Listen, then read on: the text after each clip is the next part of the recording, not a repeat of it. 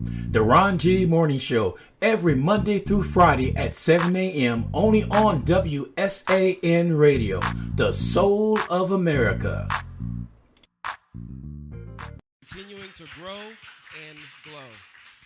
Okay? So now, with our series tonight, we have to make sure that we give our flowers to those that have put together something that, I mean, we're sitting in a building right now that at one point was probably just a dream or just an idea, and it has come to fruition, okay? So I have to announce that we have an amazing moderator here, Jeff May, the COA, right, of SACAM. Now, for those of you that don't know, SACAM is one of the fastest growing African-American museums, and it'll be, what, the second? Third largest. It'll be the second. We'll get there. We'll add some new buildings. We'll figure it out. Look, we got this kind of power in this building. We will get there. Okay, so I want to introduce that gentleman there. He will be moderating for us this evening and asking some of those hard-hitting questions of how we can become just as successful as these individuals here, okay? So, now, Dream Week has a mission, and that mission is to celebrate our humanity by embracing civil and civic engagement, okay? By embracing that, we are taking these ideas and these dreams, and we're making them work for the common good. So, again, one more time for Dream Week. Let's give it up. Now, Dream Week does last. It is from January 9th to the 31st. I understand that sounds like it's a little bit longer than a week. The name is trademarked. You just got to get over it, all right? So we are going all month long. We are going to celebrate this strength and this pride of us being us. Sound right? Okay, so now we also have on January the 30th, we have the Dream Ball, formerly known as the Mayor's Ball. But we wanted to make sure that we put a little bit more emphasis on the fact that we are dreamers. We are creating from something that seemed like nothing to make it some amazing accomplishments, okay? So the Dream Ball will feature art, performances, fashion, just a night of elegance and fun. So put on your best dresses and let's have a good time. Sound all right? So now who's ready to hear from our amazing panelists? I got to be honest, I thought I was going to have to ask you to clap again. So since I'm prepared for that, who's ready to hear from our amazing panelists? Yeah, I love that energy. Okay, so I have to introduce our first panelist. And the reason why we are in this amazing building eating this delicious food, which, look, she says she handcrafted by herself. I may be embellishing a little bit, but it doesn't matter because she deserves all her flowers. Dr. Crystal Ross, trusted by God to guide her work. Dr. Crystal Cross leads A Chicago Bite with a mission shaped by her years in education and her love for cooking. She created A Chicago Bite to serve people from all over San Antonio and the surrounding communities. Her goal is to provide guests with a space to meet, share a meal, and enjoy special dishes in a comfortable setting that reflects her Chicago roots. Y'all see that around here, right? Yes. All right. Dr. Cross grew up in Chicago, so the flavors on the menu are rooted in real experience. Guests visit the Chicago-style hot dogs and soul food plates, wings, fresh catfish, burgers that feel familiar and satisfying. Okay, sorry, I got it. Others appreciate a space that welcomes families with a kids menu that works for busy days and relaxed meals. Every plate is prepared with care and fresh ingredients. A Chicago Bite brings together flavor, comfort, and a sense of home. Soul food dinners return for the steady, quality, and warm service. You can also order online. I'm sorry, we have to plug the restaurant because, again, this is amazing. You can order online through the website, DoorDash, Grubhub, Uber Eats, or visit for, an amazing meal in a Chicago flavor while serving the heart of San Antonio. So that is, give it up, please, for Dr. Crystal Cross. All right. Now, there's a man with his own, would you say a catchphrase? Go ahead and give him a taste of that.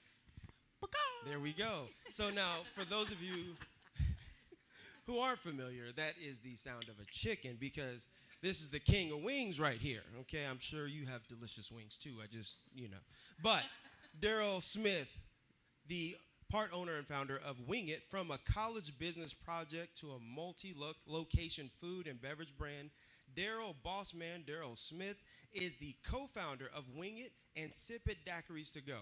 A veteran entrepreneur, he shares real-world lessons on hustle, leadership, and turning ideas into income. Please give it up for Daryl Smith. Daryl Bossman Smith.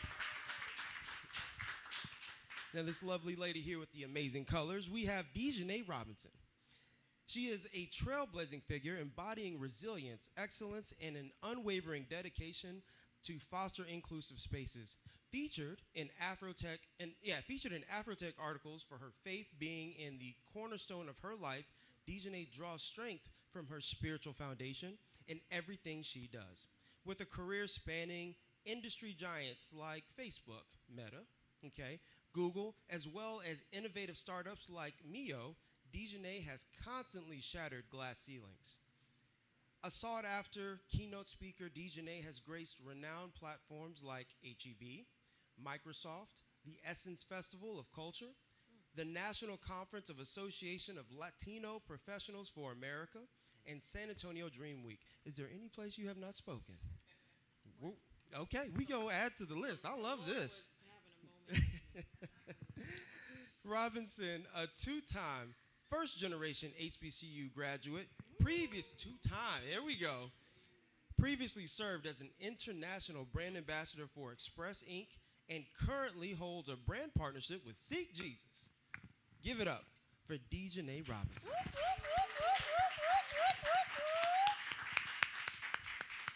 Please listen intently, give them their flowers, give them a round of applause for our amazing panelists.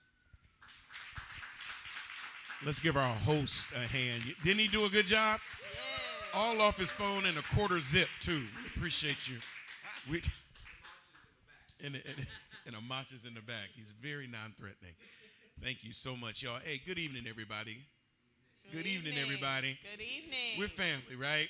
Yes. Can y'all just show some love for this amazing atmosphere and spirit of a Chicago bite? Can we just, you know how you just feel at home in some places?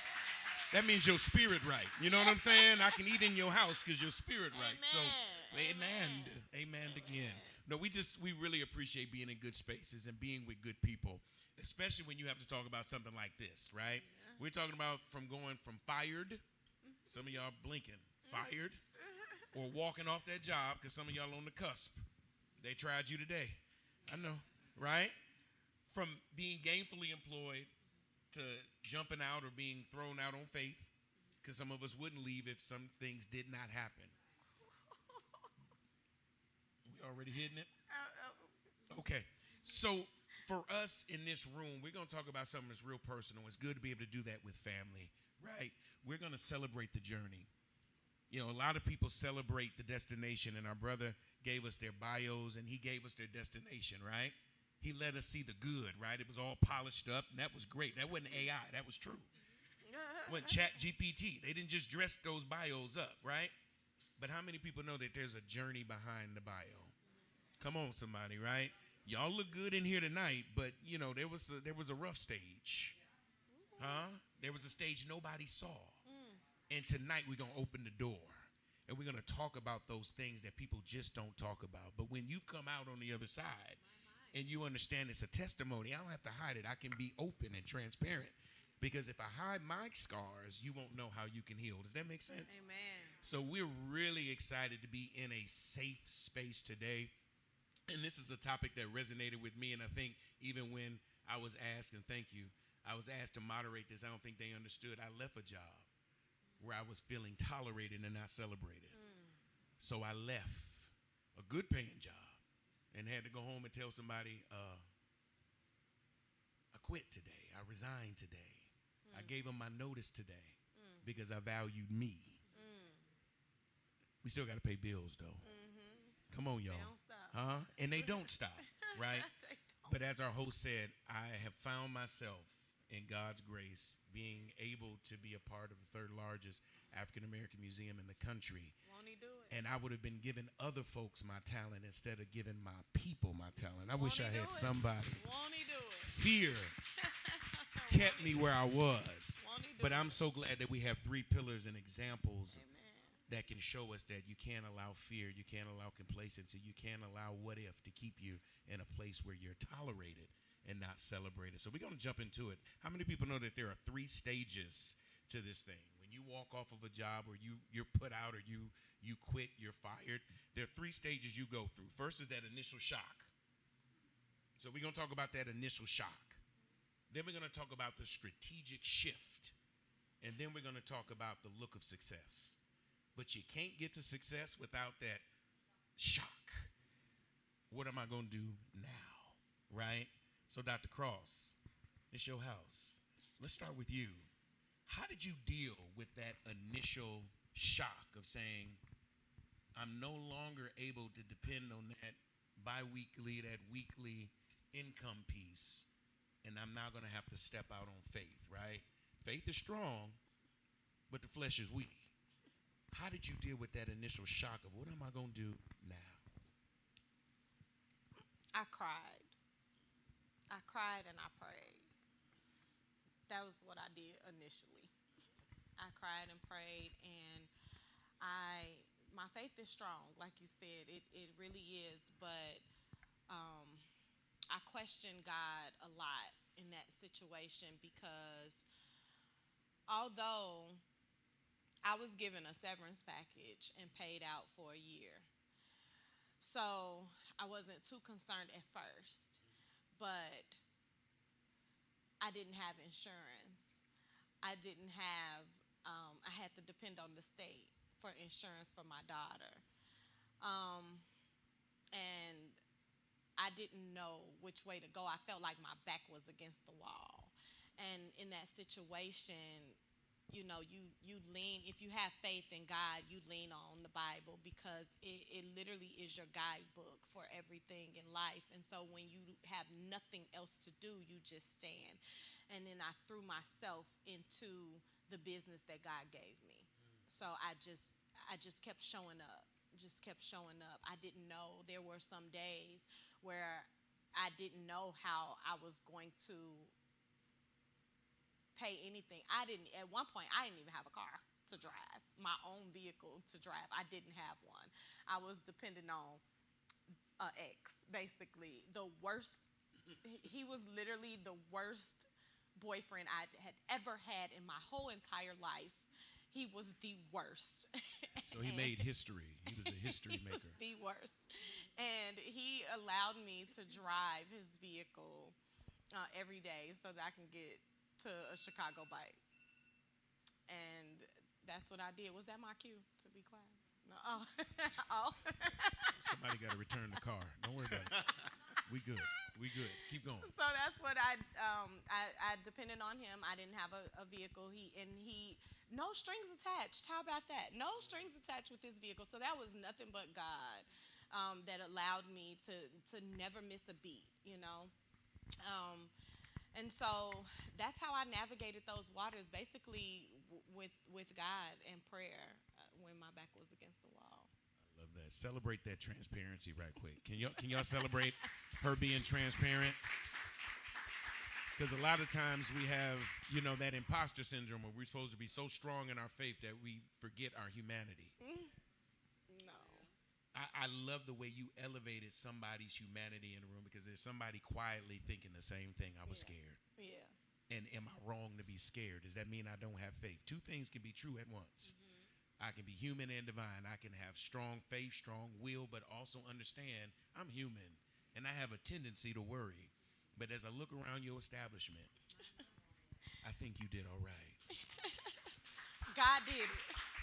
God did it. That's right. And he did it through you. Yeah. So we're going to give you your flowers, right? Thank you. Ms. Robinson, how did you reframe that thought process of being fired or walking away or losing something?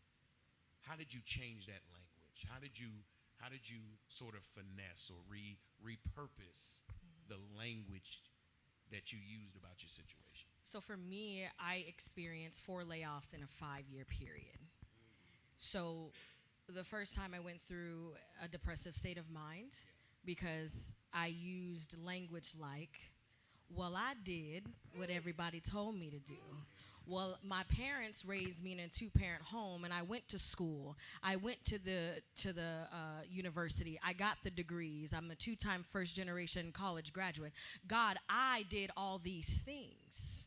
So I went through a season of depression, and then I went through a season of imposter syndrome the first time. And then, because I'm coming from tech, little money, little change. So I got accustomed to a new idol. Okay? I got accustomed to the lifestyle of what money can give you because you got these things. So when it was removed from me, because he allowed me to get fired, to get let go, because I wouldn't have left willingly, because my idol, my identity were of things of this world, and they weren't in him. So the first time was in a season of depression, season of imposter syndrome. The second time I said, forget this. I'm taking this unemployment check, and I'm going to travel the world. I did everything except go be a full-time entrepreneur. So all I have is pictures and videos, but not realizing my soul was strayed. My soul was in a deficit because I was feeding myself of materialistic things, the status quo, the visual appearance of what success looked like then. And then the third time I said, hold up, wait a minute, because now you have my attention. Something is not right. Because I keep seeking the things of this world. I keep seeking the status quo, the expectations that everyone says you should be driving this car because you've obtained this degree, because you have this socioeconomic status of a thing. Your list, this list that I created, I was checking it off until he said, you doing everything except what I told you to do. So the third time he got my attention, and that's when the shift happened. I started building my speaker business. I started speaking full time now. Then the pressure came back. Then Satan came and deceived me, and I drank the Kool-Aid, and it was great flavor, and it tasted so good. He painted a picture that looked so pretty. He said, if you just go back into corporate, because God said, don't go back in corporate. So I went back to another job, and on that job, I was stuck in a lease. And I was let go from that job after 6 months. So in disobedience, before I wasn't tied in a lease, before I had the freedom, the luxury to do what I was called to do. But because I disobeyed him, God allowed me to be in a lease, allowed me to be in a new city, stuck, but he still turned it. He still turned it for my good. So when I tell my testimony, I'm overcome still to this day. I'm being healed, and I'm being renewed and restored and set free. So it wasn't just an easy journey. I was disobedient. So it was self-inflicted. Oh, self-inflicted, absolutely. I told him what I wanted to do. I said yes to his will, but yes to my way. Some of y'all wrote it down. Go ahead, you can write it down. You can have it. You can have it. Copyright that. Copyright that. Daryl, you told the story about how you got started, right? And it was in a Honduran taco truck, which we have to unpack that too, because Honduran anyway. And it wasn't an attractive truck. Right. It wasn't an attractive journey. But how many franchise situations, how many locations are we talking about now for you? 16 plus and counting. 16 plus and counting. Yes, sir. 16 plus. From an odd-looking taco truck to 16 plus, right? But we oftentimes say what? That there's a journey, right? So from that journey to 16, you started with one. In the middle of that, probably the most negative talk we could probably deal with is self-talk. Yeah. How did you combat the self-talk when you were trying to build that raggedy truck in the 16 locations? How did we do that? How did you combat that negative language? So for me, I think it's just surrounding myself with the right mindset, right people, right? I know early on, a lot of family, you could tell somebody your vision, but everybody don't see that vision, right? And for me, it was like, you know what, I was gonna do it. I'm the type of person, I tell mama, an idea, and she gonna be safe. Oh no, don't do that, And I knew early on, if I told my mom that, Mom, I'm in college, right? I'm a college student. This is like 2012.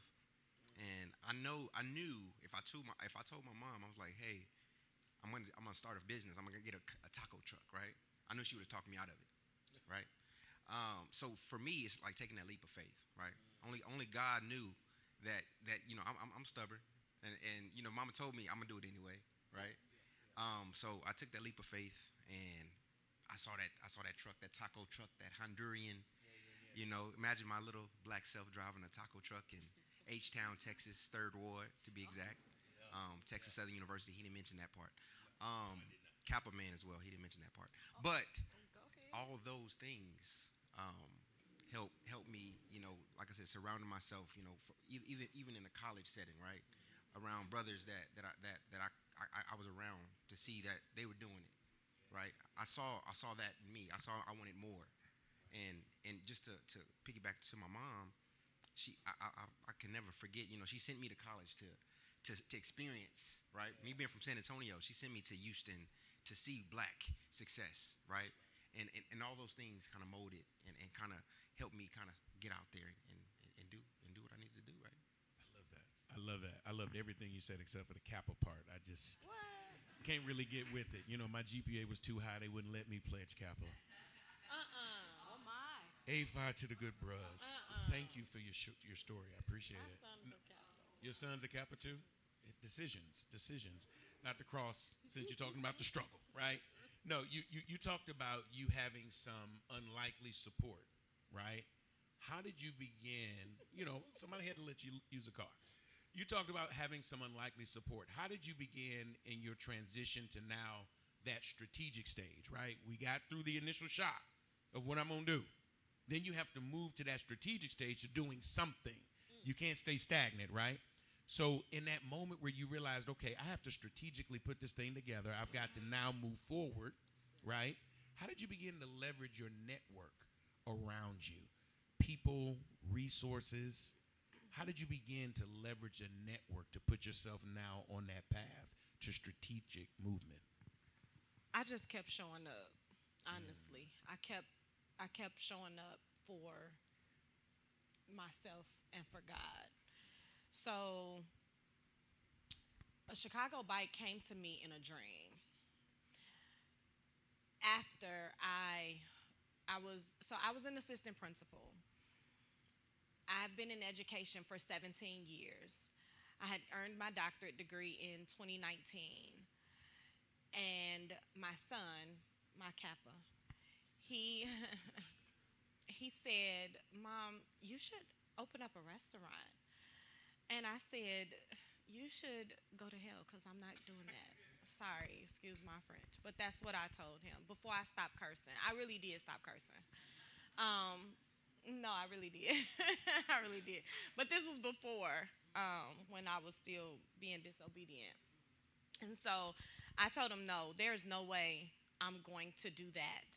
Well, I became uncomfortable at the position that I was in, not with what I was doing in education, but I became uncomfortable at the school.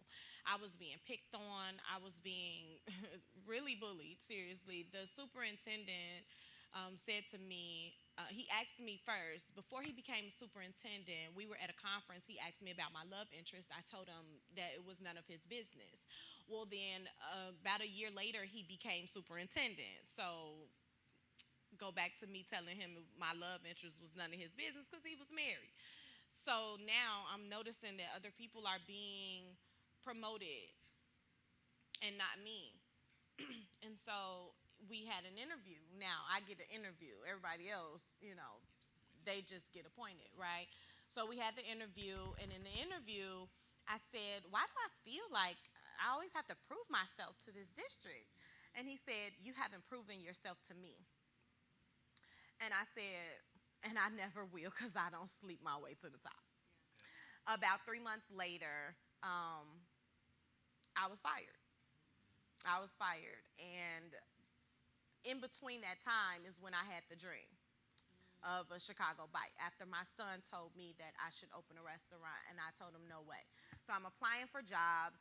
God told me to stop. I had made it to the last round of Houston ISD's superintendency position. It was a higher up position. It wasn't actually the superintendent, but it was something in that office. And I didn't get that position, and I was devastated. So I heard from God. He told me to stop applying for jobs, go in the closet and pray. For 3 months, I went in the closet and I prayed.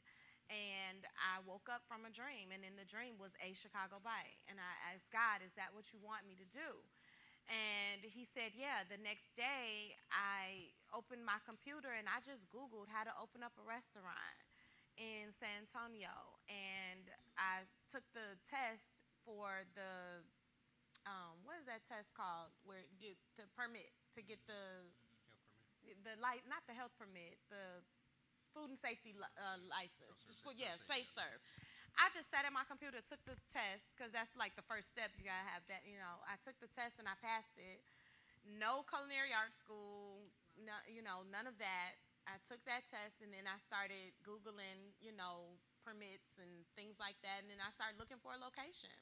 And from the day I had the dream to the day the restaurant opened was 7 months. And God does things in completion of 7. And so that's how I knew that that's what he wanted me to do. I also kept applying for jobs that I didn't get. I've still been applying for jobs. I just say, I want a job, God. I just want a job, God. I just want to work. And so I was still applying for jobs. And I applied to be a tutor and didn't get that position either. I can't even tutor. Okay, God, what are you saying? So I just kept showing up to a Chicago bite, every day, and here I am. I love that. And the thing that hit me so hard about that is, number one, you knew your worth. Mm-hmm. Even if others can't see it, you better know it, right? Mm-hmm. And when I asked you about your network, sometimes you're your own network. You said I kept showing up. Mm-hmm. For me, I always bet on, Yeah, and you kept applying, and you kept moving. And with that sometimes comes the realization that, okay, I'm missing something, I'm lacking something, let me firm up on something, right? Ms. Robinson, I'm going to ask you this question. And it's a tough one for some people, but not for people who understand, that their way is been divine. So you have no choice but to be humble about it, right? What specific or practical skills did you take to reskill or upskill to become on fire in a new industry? What did you have to learn? What did you put in your toolbox? What did you evaluate within yourself to say, hey, let me go get this. Let me lean into this so that I can be ready for this venture?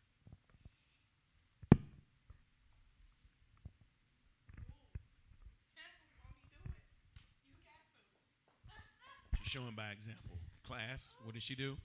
Pray. The posture of prayer. Come on. I had to seek him. Because I was seeking everything else.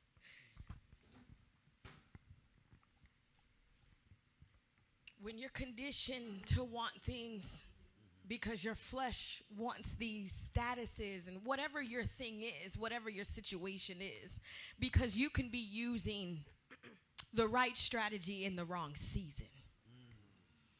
And you can be in the right season using the wrong strategy. And he said, I can't give you the right strategy because your posture is wrong. Gotta seek me. Gotta seek him. So it didn't matter if you had the connection. It didn't matter if you had the connection. It didn't matter if I built the business plan, if I did the master class, if I did the things that he called me to do out of a season of obedience, because my posture was not correct, because I was still seeking self-satisfaction for me. So it also looked like praying and weeping, getting healed, going through deliverance, being renewed, being restored, because so a man thinketh and so he is. So even though I heard his voice, even though he sent me wise counsel and wisdom, my mind still believed everything else prior to full surrender. So now that I'm in a small version of an elevated mountaintop, I can't seek nobody for strategy. And this is no shade to any expert in the room. I have to seek him. Why? Because I was so low when I was seeking the world. My idolatry, the idols of the things were so deep that I have no other choice but to seek him, but to serve him through everything. And then this is what happens. He sends me the network. Come on and celebrate. Come on and celebrate. You ain't got to add nothing to that. Yeah. So when you firmed up your posture, when you got the right posture, your gift made room for you. You didn't have to make room for your gift. I love that. And the higher he takes you, right, the lower you have to go. Mm-hmm. See, I said we in the book tonight, right? Mm-hmm. We in the book, right? So since we in the book tonight, the book also says, mark the perfect and be wholly upright, right? When you get into an industry, Daryl, like you did, right? And it's a tough one, right? Here that you have a food truck. Everybody got food trucks, especially in Houston. H-Town, everybody got food trucks and hookah. That's what they have. Don't act like I'm the only one. All right, ice tip. So for you, you looked around and you saw all this competition. You saw all of these other things, these other avenues, and you had to set yourself aside, right? Yeah. What is your personal brand? How do I elevate that brand? What mentors, what guides, what examples did you, who did you look to when you started kind of getting deep into that new venture as an entrepreneur? For me, man, you know what? I always told myself, it's not about reinventing the wheel. It's making it your own, right?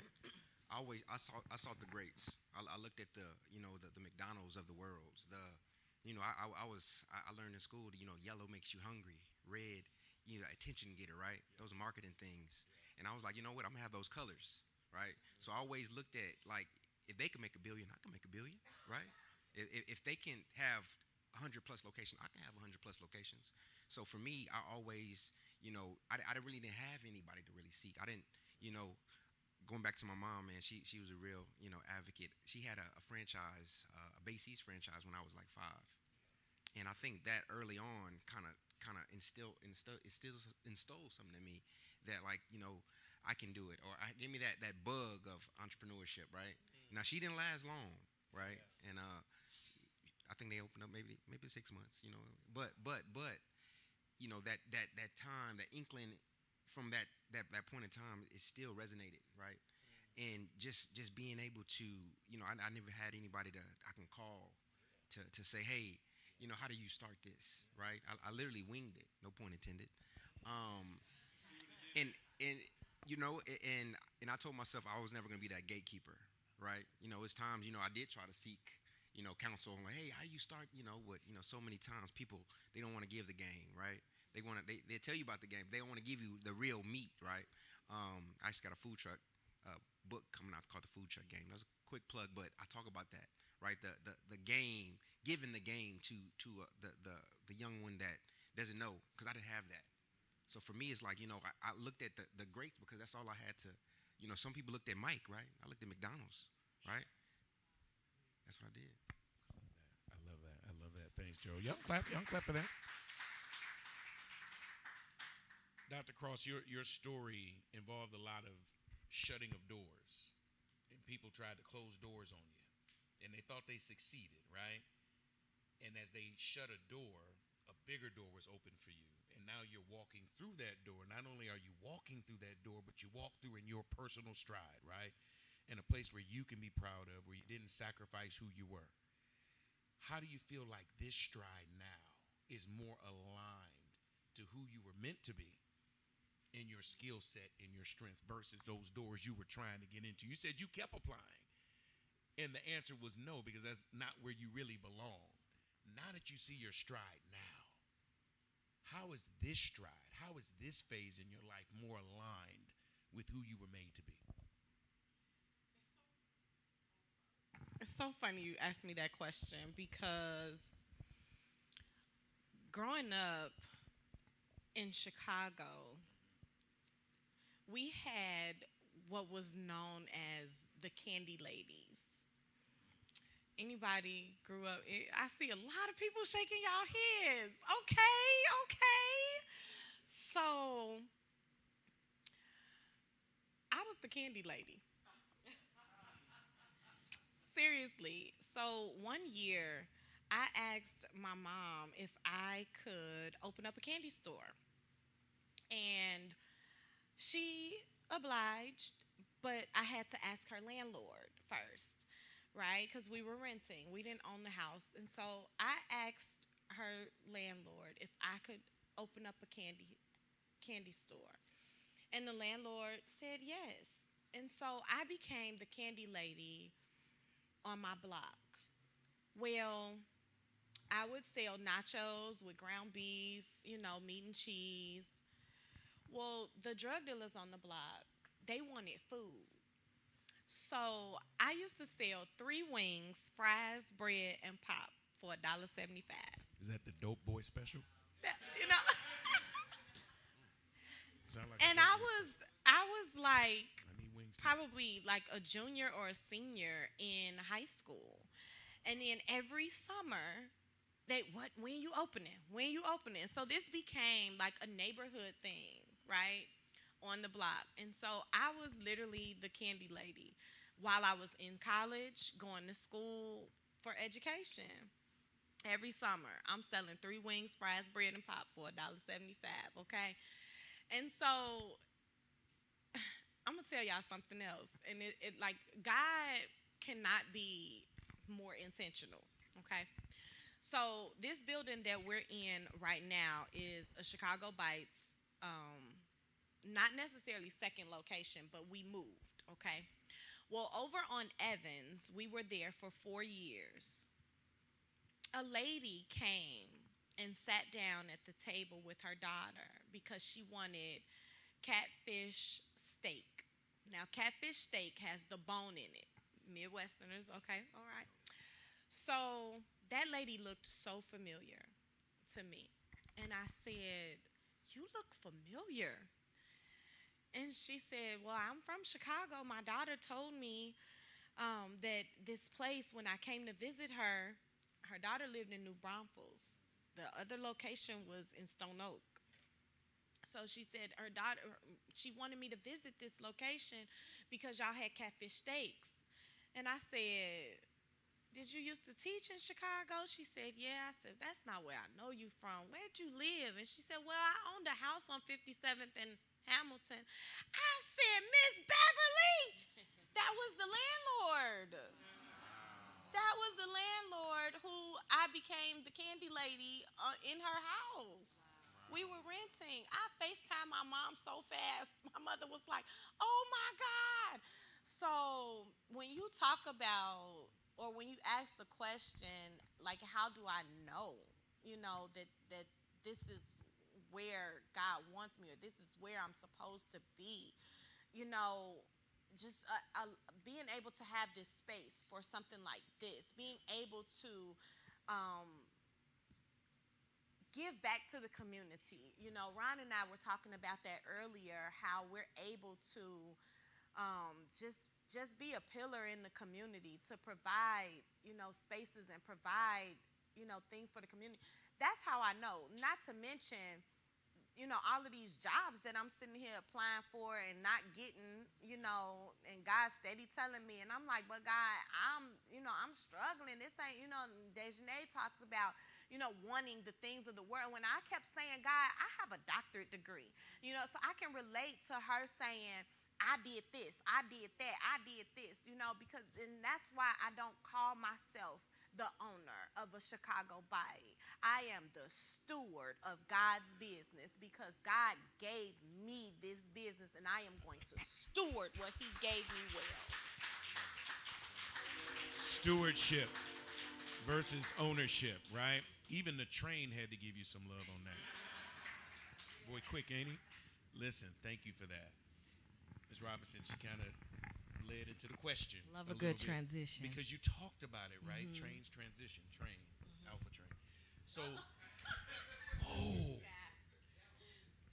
so for you, you talked a lot about, hey, I'm in tech. Mm-hmm. Or hey, I have these things, I have these tokens, I have these idols. And sometimes success mm-hmm. meant something different mm-hmm. before the revelation, mm-hmm. right? Now that you have the revelation, and now that you're walking in your stride, how do you define success now? how I define success now is doing whatever God has called me to do. Period. I will add, because we can glamorize and glorify sitting in these seats. I didn't choose this. I didn't pick entrepreneurship. And he told me entrepreneurship is actually payment for your doubt. Because the level of faith that you have to have as an entrepreneur goes against every man-made metric, status quo, statistic. Because when he gives you a dream, when he gives you a vision, when he speaks to you in spaces, and you can't tell your mother, you can't tell your friends, you cannot tell the people around you, because if you tell them, they gonna say things like, it ain't never been done. That sound crazy. Well, Noah looked a plump fool until. So he's a suddenly God. So what he's working on me still, because it's a journey. It's a journey. Just because we're here, it doesn't mean it's not a fight daily to not go back. God said, don't go back to corporate. Hey, fam. You sure you talking to me? Right.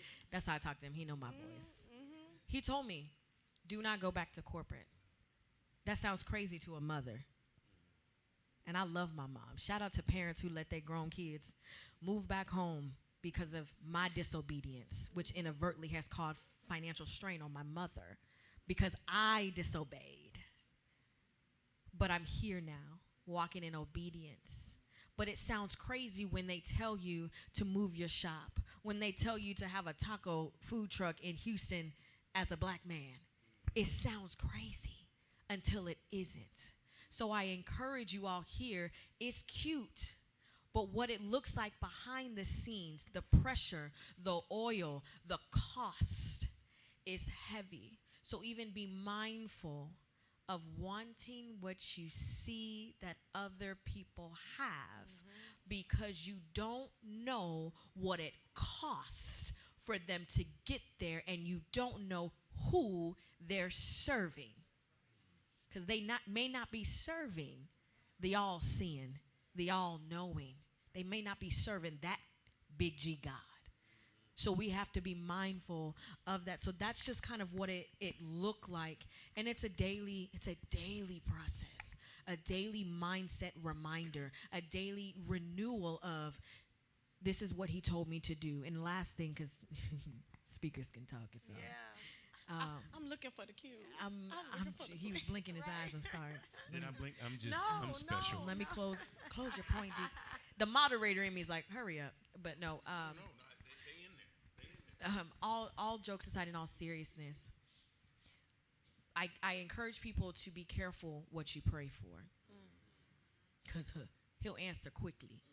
So my prayer was, and anybody in here who is an entrepreneur, business owner, you need something, you need resources, clients. My prayer was, God, if I can't talk about you, I don't want it. Girl.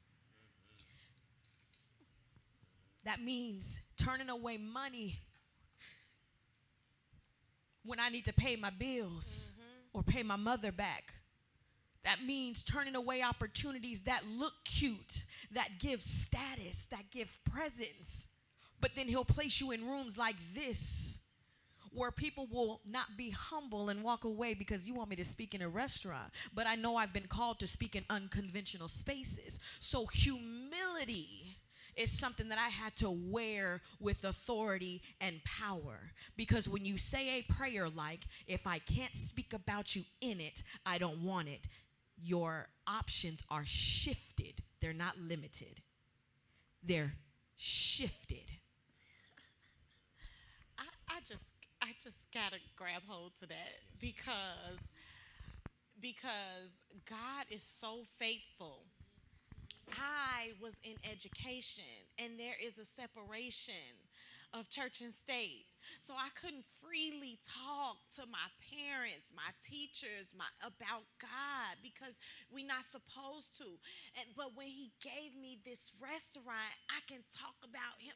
He is in the logo. He that cometh to me shall never hunger.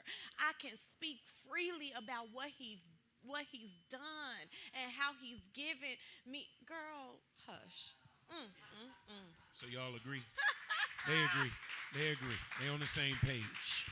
They on the same page. But I didn't want it. Yeah. But I didn't want it. Yeah. But I didn't want it. I kept saying I want a job. Take it back. I Take this gift back. I didn't want it.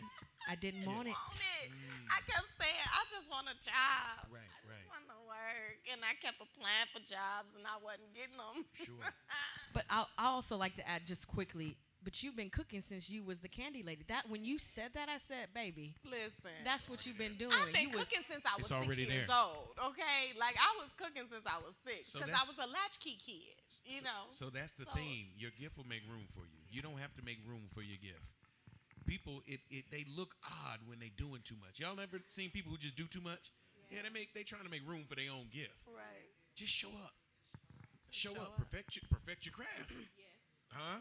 Yeah. Faith without works is, Yeah. and we got a lot of dead working folk wondering why it don't work. Well, because you don't. You got to work it. That's cool. That's all right. What they're speaking about is a journey, right? And Daryl, in that journey, there are a lot of peaks, right? A lot of success, a lot of good times, and you shine, right? Then there are a lot of valleys that people don't see, they don't know about, and they don't feel it.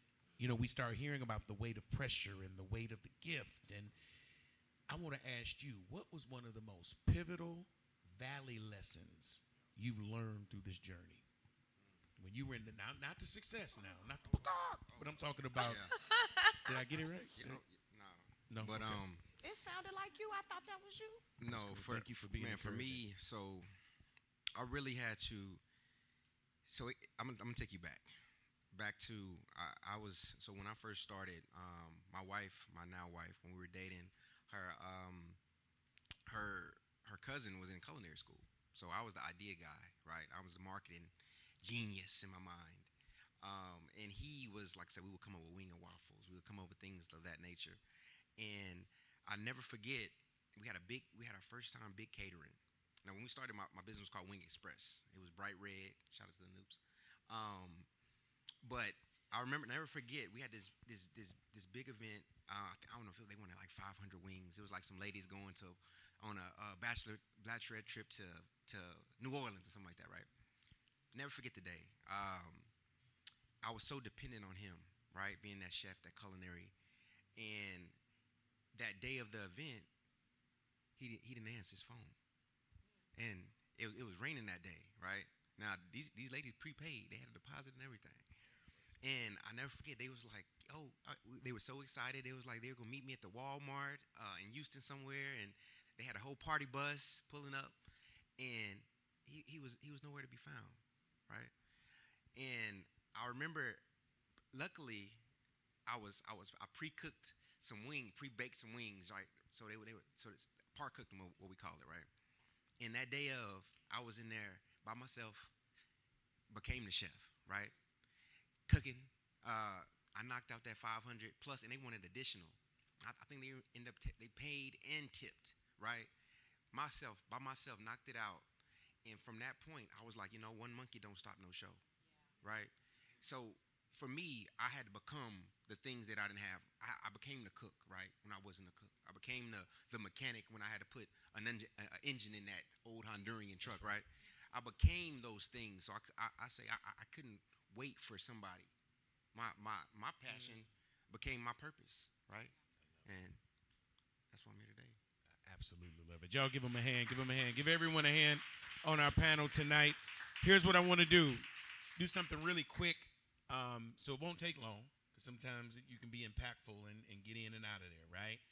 But there are real people here tonight who are going through real things, and they showed up all this way to hear something. So before I turn it over to our audience for some Q&A, I need you to speak to them. So, Dr. Cross, there's somebody here wondering how they're going to address the why did you leave or get fired from your last position question.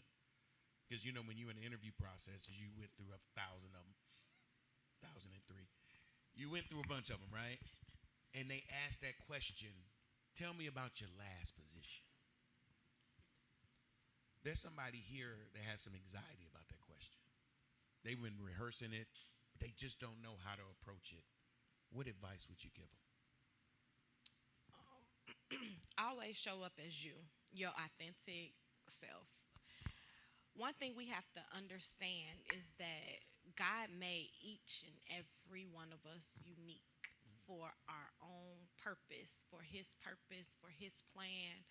And so we have to show up as, I can't be Dr. Lee, I can't be Ryan, I can only be Crystal, the steward of a Chicago Bite.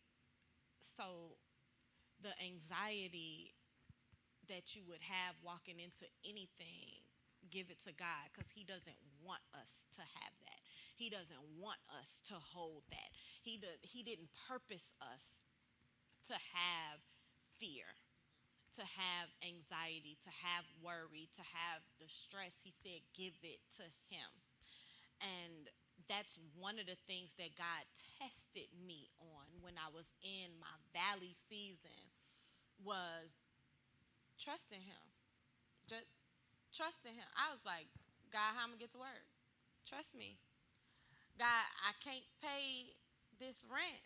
The rent over in Stone Oak was way more than over here. And I got way less customers. It was some days that I would make $200 a day. One day I made $90. $90 the whole day. I packed up everything and I left. It was like 6 o'clock, and it was on a Saturday. And I was like, God, you playing. I know you playing. But I got up the next day and I went right back into a Chicago Bite after making $90 for the day. So always bet on yourself and depend on God. Like, he wants you to trust him with everything. He wants you to give it to him. And that is what I learned in that valley season, going through the tests and the trials that I went through, was to trust God. So when they're in this moment of anxiety, don't have the anxiety, let it go. Just trust him. What advice would you give them on how to answer that question of what happened in your last role? Why did you leave, or why you were terminated? I tell the truth. I was fired. My mother used to say, girl, don't let them people fire you. Don't let them, because she saw it coming. She knew it was coming. Don't let them people fire you. And I said, why not? If that's what they gonna do, that's what they gonna do. I know God got me. And sure enough, them people fired me. And I hadn't done anything wrong. I had just won Administrator of the Year. Wow. I had just won Administrator of the Year for the district. Wow. For the district. Okay. Me, my name, in lights. Hello. And I got fired. I did. And there's nothing on my background, nothing on my record. And when my mother said, you don't want that on your record, I said, what record? What record? Where do you go to find, I don't know. What record? Because it ain't on my degree. So where is it? Where is it? I have to tell people that they fired me because that's what they did. And guess what? They fired the superintendent too. They fired him too. It was only a matter of time. So I just say, show up as your authentic self and just tell the truth. Be honest. I mean, if a person wants you, they want you. I didn't get a job as a tutor with a doctorate degree. So if the job is meant for you, it's meant for you. If it's not, it's not. Be an entrepreneur. That's probably what God wants you to do anyway. I love it. And you kind of spoke to the next question. Ms. Robinson, there's somebody out there, there was a few people probably contemplating. Even after tonight, they're like, I need to make the leap. Or you feel it coming, because sometimes we can feel when they're about to let you go. Come on, somebody. You feel it. You know when something's up, right? There's somebody, they're in that season of like, I don't know. They in limbo. They double dutching. They got that urge, or they have that fear. They got that trepidation, and they're right on the cusp. Speak to that person. To ensure I understand the question, it's what do I say to the individual contemplating staying or leaving a job? Staying or leaving. Thank you. I, depending on what your lived experience is, because I'm a single woman, because my husband hasn't found me yet. Everyone's valley and journey when they're at a crossroad is different, because the decisions they have to factor in are different. However, why are you not doing what God has called you to do? You don't have to answer to me. You can answer it on this side or when we get up to the gates and you're being judged in that moment. Ask yourself, why am I not doing what I've been called to do? And if you were like me, it took 4 layoffs to finally surrender to it. So for me, when I was in limbo, because I heard him, I was wandering aimlessly. I wasn't wandering aimlessly. I strayed on purpose because I knew what I was supposed to do, but I didn't want to do what it took for the gift and the calling. So I left. I was the one who left. But scripture says he'll leave the 99 to get the one, and he'll rejoice. So ask yourself, why do I not leave? Is it financial security? Because for me, I had more faith in that check coming every 2 weeks than I had faith in the man who gave the provision, Jehovah Jireh. So my faith was fragile. That's why I didn't leave. That's the root. I didn't trust entrepreneurship. I said, this is what I told him. Don't judge me. I said, hey, fam, entrepreneurship not about to pay these bills. And if it fails, who's going to help me? That's what he told me. I am that I am. So he said, I can never give you your even more fruitful if they become your God. So who is your they? Is it your anxiety? Because be anxious for nothing. Is it your anxiety? Is it the expectations of what people will think of you? Is it the fear of your car getting repossessed? Is it the fear of being an adult and having to move back home with your mom? Is it the fear of losing the status? Is it the fear of other people's expectations that have been put on you without your permission? So here are 3 strategies for my note takers. This is what I would give them in limbo.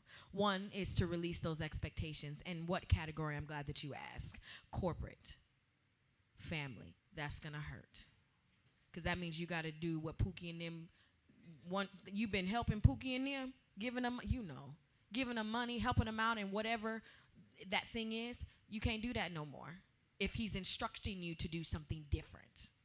And then your family, your business, your friend life, your circle, your mindsets, your strategy, your business framework, who's in business with you, who you've partnered with, because they'll leave you in the moment that you need them the most, but God will turn that for his good. Amen. And then after you release those expectations, the second thing is you evaluate your network, then you prune. You evaluate your network, then you prune. So after you release, you won't take on the spirit of offense when God tells you to prune that ex-boyfriend, when God tells you to prune your husband, when God tells you to prune that friend that's been rocking with you since you were 6 years old. A pruning will restore you and renew you, and it will break you. When a gardener prunes, it's so that the tree, the plant, can be even more fruitful. It can be stronger and withstand the storm. And then the third strategy, the first one was release the expectations that were put on you without your permission. And then the second was evaluate then. And the third is to worship. That takes humility, vulnerability, because you have to be honest with God. That means you got to worship him when nobody shows up. You got to worship him when your account is in the negative. You got to worship him when your car gets repossessed. You got to worship him through the miscarriage. You got to worship him through the divorce. You got to worship him through the car accident. You got to worship him through the STD. You got to worship him through the HIV. But then you got to worship him when you open up your location. You got to worship him when you get 2 businesses. You got to worship him when you're at the second largest, first largest. Y'all keep saying second, so I'm going to go ahead and claim the show. Second. We really third. You have to worship him because of who he is, not because of your circumstances. So if you're in limbo, ask yourself, ask God, why am I not doing what you've called me to do? Because maybe, and I say this with love because I've been there, maybe he's not your source. You found source in something else. That's good. Y'all can snap for that. Y'all, you can clap, snap, stump your feet. You know. My brother Show is in there. Shout out to Show. Good to see you, brother. Good to see you. And in honor of Dream Week, this last one's for you, Daryl. You know, pre-sip it, pre-wing it, pre the locations, pre the suit with the boutonniere on it, pre the funny-looking food truck. Speak to Dreamer Daryl. What would you have said to Dreamer Daryl? Because maybe that may resonate to somebody who is out here dreaming and holding on to a dream and trying to walk into that dream. What would you say to Dreamer Daryl? I would say, and I'll say this to anyone, start, right? Start. I mean, it's easy to have an idea and a vision, but they say, what? Write the vision down, make it plain, right? Start, right? The funeral, the graveyard full of ideas and all this of woulda, coulda, shouldas, but start. Whatever it is, whatever it is, right? Start. Put your faith in God, but start, right? You wouldn't know until you try it. So I'll say, start. I love it. That's real good. Start, right? And where we started was with these folks, but where we're going to end is with you. So tonight, we're going to open up the floor for a few questions, some Q&A. You all have been fed real good, right? Not only naturally, right? But y'all got some good stuff up here. Clap it up for them one more time for those jewels and that wisdom. Some of y'all got phones out. You've been getting it, right? And you're going to have to go back to this and encourage yourself. But tonight, if you have a question for these folks that they can answer, something resonated with you, you want to hear more about, or you just want to just pour into them as they poured into you, I think that's all right too. So at this time, I'm going to turn it back over to the host, and he can sort of facilitate, you know, the germination of questions that come out. Amen. Okay, let's get one more round of applause. Our speakers, and then another round of applause for our moderator. Now, some of those questions, those were off the dome. Okay, those weren't written down. They weren't Chat GPT. How can you? It's the first time we heard the question. On purpose. See, there we go. Wasn't rehearsed. Now, questions from the audience. Anybody that has, like he said, anything that you might want to learn from them or a word you want to place on them. Good evening. I don't have a question, but I just want to share my walk into this place tonight. And I was sharing with Dejanay and her mom that I came here at 4:30 because I didn't want to go home, because once I get home, I'm not coming back out. So I'm on the phone with my husband. We talking. I say, "Hon," I say, "Oh my goodness, it's 4:30. They don't start at 6:00." And so we were just talking. Then I'm like, you know what? Let me go get my nails done. Okay, trying to buy time and trying not to have the enemy trying to make me go home. I'm like, let me get my nails done. So I went and got my nails taken off. Then I'm sitting. That took like 20 minutes. I'm like, oh my goodness, it's still got too much time left. So I'm like, okay. I said, "Hon, did you get any wings?" He said, "No." I said, "I'm going to go get some wings. Our favorite spot is Wing It, but we will be patronizing you." And so I said, okay. I drove over to Wing It, went over there, ordered 20 wings. I don't know why I got 20 wings. But I ordered 20 wings. So it took a little while, get them the way we like them.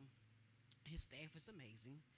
And so now I'm like, okay, oh, goodness, I still got more time. So I came, pulled up over here. I said, long story short, the reason why I'm here, because my daughter, she walked away from a job making almost $80,000 a year.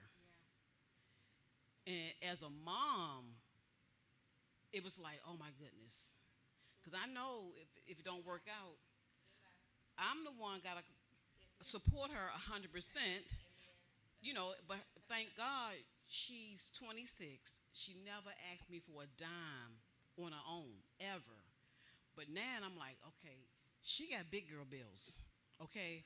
Her rent is $1,600, and she live in Phoenix.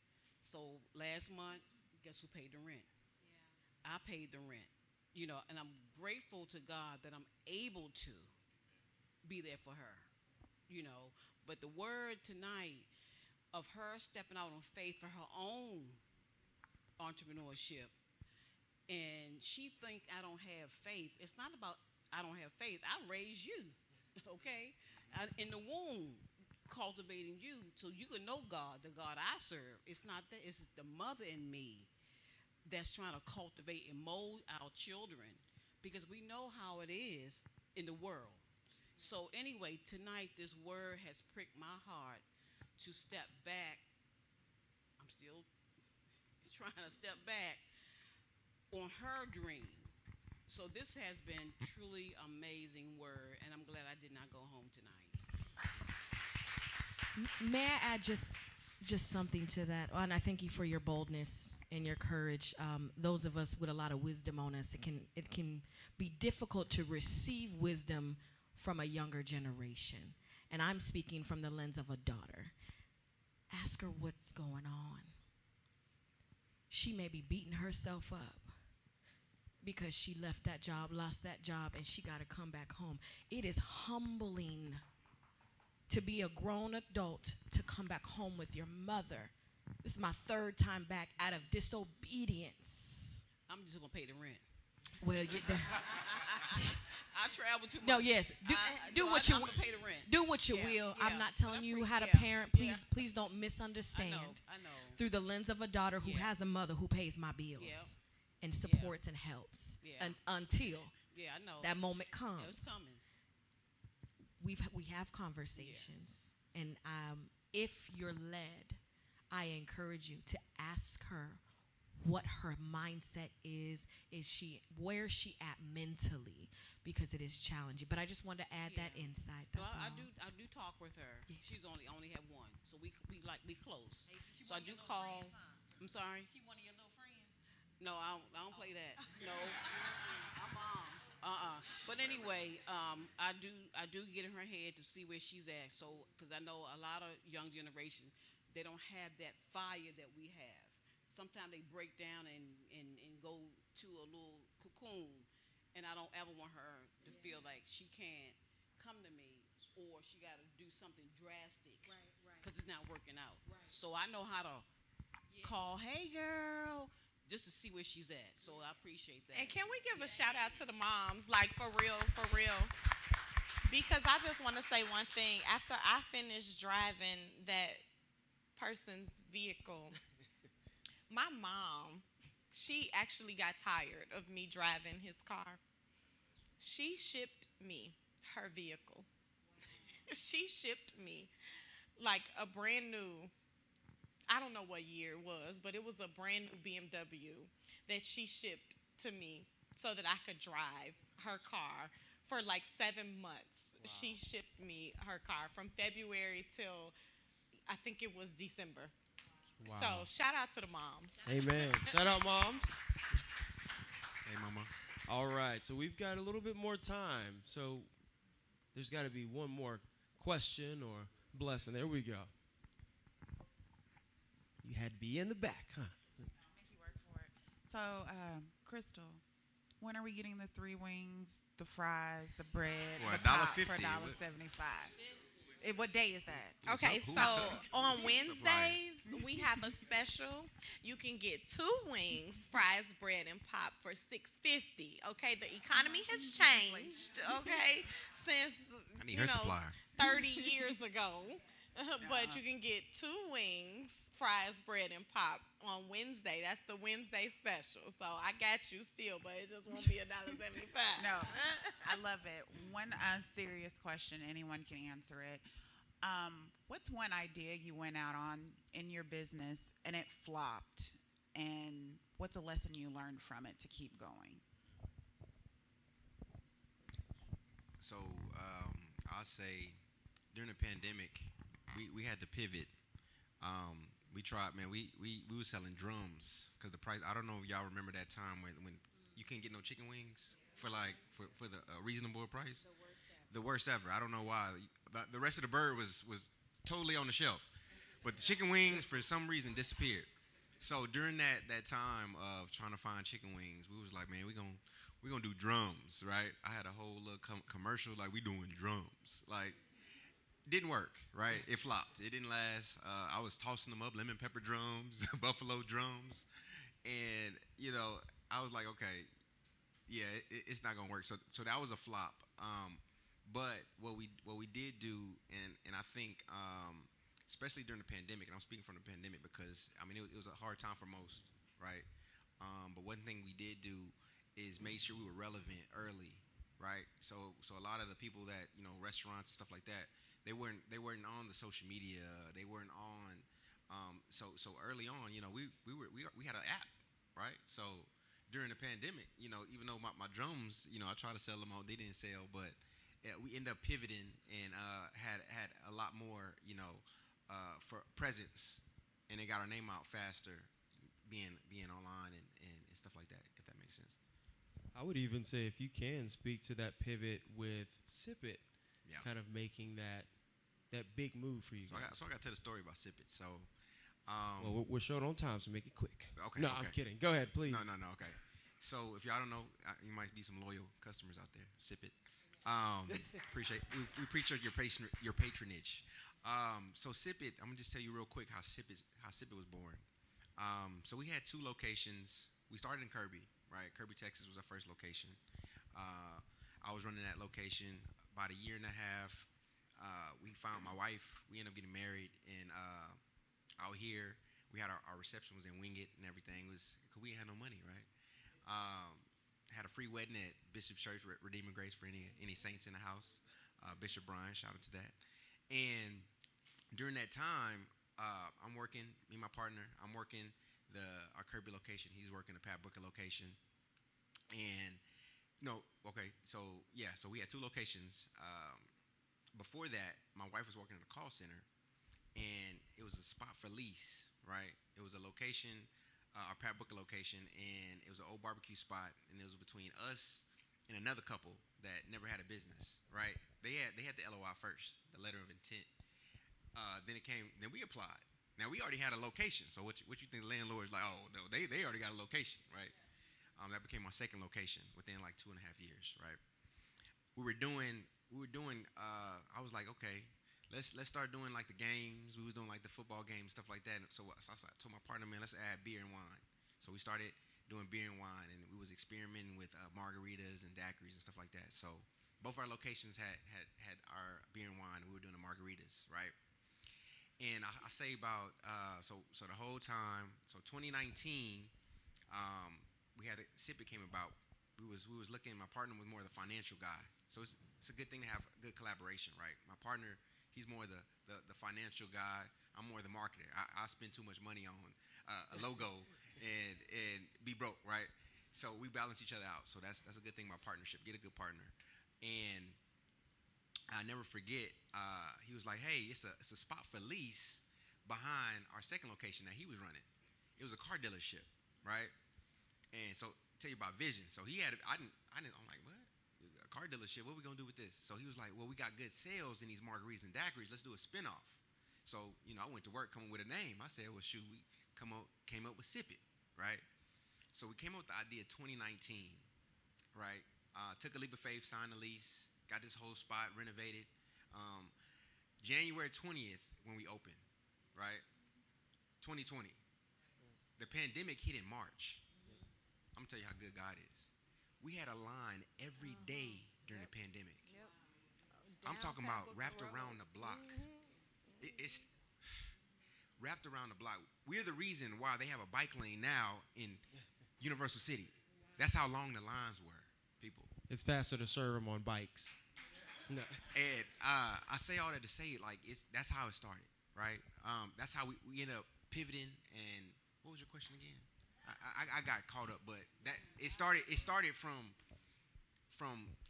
what we were doing to coming out and doing something different, and that ended up changing. That's what paid the mortgage right now. Amen. No.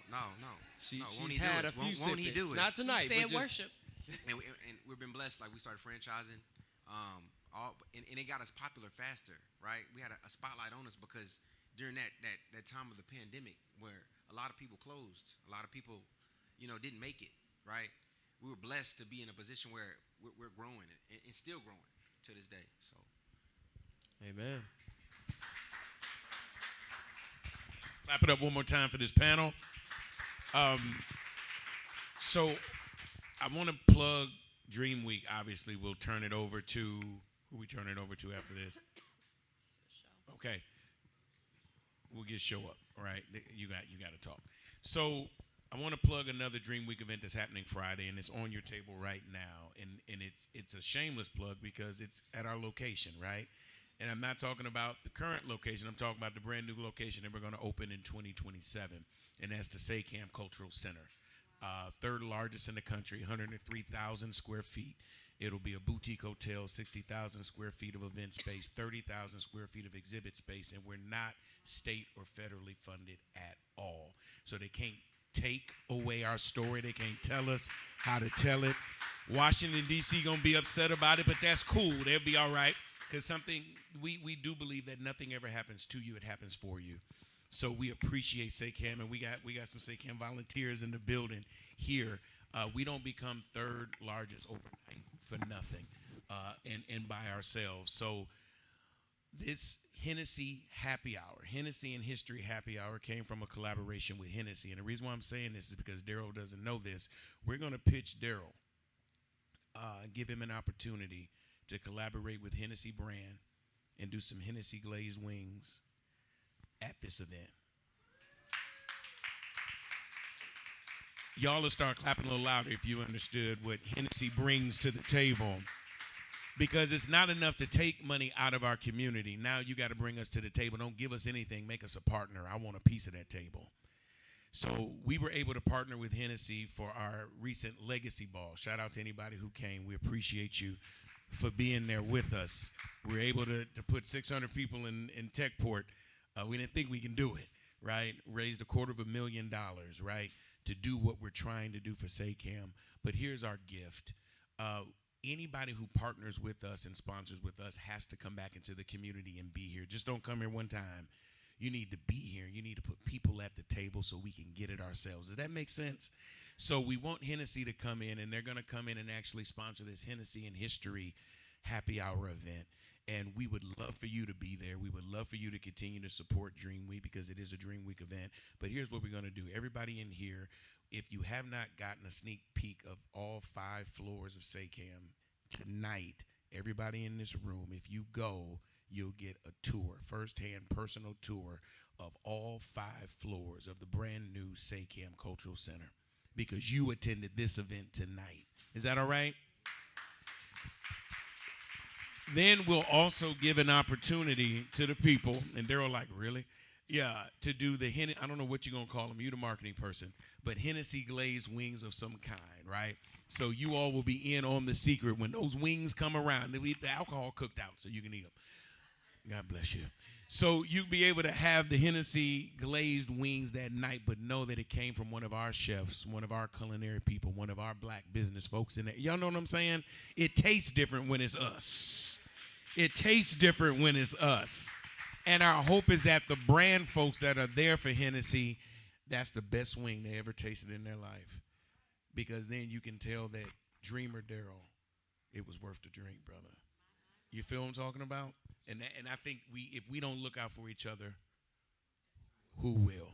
Right. So we would love for you to come and celebrate history with the partnership of Hennessy, a little history and Hennessy event sponsored by Hennessy and SACAM on Friday. Please scan the QR code, be there. But everybody's name, we want to get your name here. Because you attended this event, you will get a VIP experience, all 5 floors, with the renderings included of what your new African American Museum will look like. God bless you. Thank you. Okay, again, please, we've been clapping all night, but it's not enough because we've heard so many amazing things. So please, one more time for our panel and our moderator. Again, you guys, ladies, gentlemen, did not have to be here this evening, but you took time out of your night to be a part of something that just keeps growing and becomes bigger. For those of you that were ready to go home, that was a word in itself, because as soon as my body hits that couch or bed, you had your chance. It's a wrap. But, again, there's a blessing and a lesson in all of that, what we are going through. So I have to turn it over to the reason why we are here and why Dream Week. I know, he's shaking his head. I'm sorry, Show. But, yeah, exactly. You came too clean if you were, you know. But I have to turn it over. Please give it up for Show, please. So I was here, how many months ago? 4 months ago. First time was opening, ribbon cutting out there, and I'd been asking her to actually host a Dream Week event for about 4 months. So after the match today and some late night shenanigans last night, I said, look, if I don't come here, I can't look you in the face for another year. But I would love you to do this every year at MLK, and let this be like a wonderful community gathering, right? For someone like me from Africa, I'm just like sitting down there in the back and just watching what I consider part of the African American genius. That is what Dream Week is about, really. It's just spearheading and basically offering a way to overcome. That song, We Shall Overcome, is what I think the rest of the world admires about what it is to be African American. And we are just, well, people like me are just like privy to it.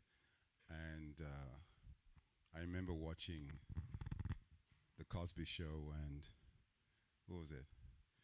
And thinking that that's what all America was, right? We'll all come here and do the moonwalk and dunk like Michael Jordan. And I ended up in Brooklyn and I saw what it was like to live in a project. And I realized what the lie was about the African American experience and what we were sold. So there are a lot of immigrants here. For you, you guys all had, a lot of you had God in your message, which I think is very important. But for a lot of Africans, at least in my generation, heaven was America. We just prayed to go to America, everything will be fine. So when you see Africans excelling here, it's because this is what they prayed for. This was their heaven. There was nothing. There are people who do not, in America, who do not know what it is to be, who are poor, but don't know what it is to be hungry. But if you live in an environment where you're not even sure where your next meal is going to come from, and you come to a place like this is like incredible, right? So it's very important that we keep this sort of thing going on. My preference is that just like the light, you don't turn around and face it, you have to use it. So not necessarily worshiping the light is not necessarily facing it. It's basically using the light to reveal all these hidden things in our midst. Same way as Jesus, as a Christian, being the way, is not a destination. So you have to think about what that destination is as well. So for us, I think if we remain the kind of spearheads of something extraordinary here going on, Dream Week is all a collective dream as well. But we must. It wouldn't be a proper Dream Week event if it's only us here. There are other people that are going to be so tremendously blessed here and know that We struggle, but there's always that confidence that we shall overcome. And that's what Dream Week is about. Thank you again, Crystal.